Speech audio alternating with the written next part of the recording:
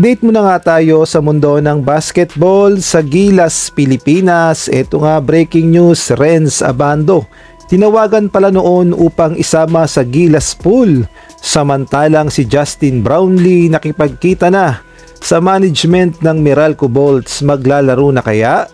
Ngunit bago tayo magpatuloy, pakipindot naman ang like, subscribe at ang notification bell para updated ka sa susunod kong i-upload. Pakipollow na rin ang aking Facebook page na Pinoy Viral Sports Official. Maraming salamat.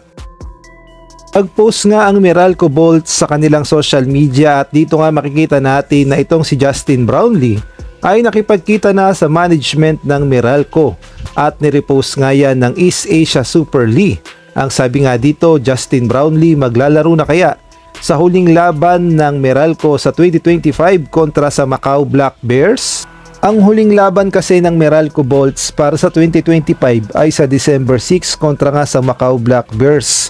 Kaya naman kaabang-abang talaga kung maglalaro ba itong si Justin Brownlee para sa huling laban ng Meralco Bolts, at inaabangan na rin syempre bukod sa paglalaro niya sa Meralco Bolts ang tambalan nilang dalawa ni Rondy Hollis Jefferson. Kaya naman kaabang-abang talaga kung magtatag team na ba para sa Meralco Bolts ang tambalang Rondy Hollis Jefferson at Justin Brownlee. Kaya abangan na lang natin sa December 6 kung maglalaro na itong si Noypi sa Meralco Bolts.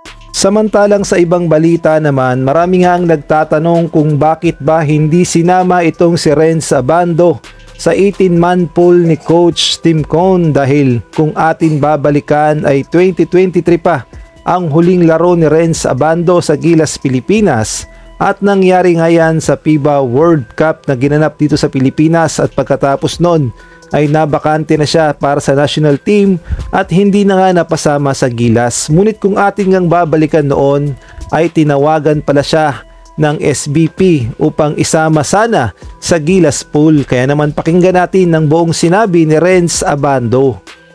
Naam ko na before pa. After I tune up game natin sa nung Friday against Ateneo, tinawagan ako ni Coach Richard Del Rosario. Ayun, tinanong niya kung pwede ako isama sa pool, sino ba nang i-intend ba? And sabi niya rin naman kasama, pero hindi pa sigurado. Pero for me, it's an honor yun. And ayun nga, and alam naman din nila coach na nasa SJ pa ako. And ayun na, antayin pa at sila siguro na matapos yung sa Jones Cup, and then tatawagan daw nila ako kung ko nang pakita sa practice.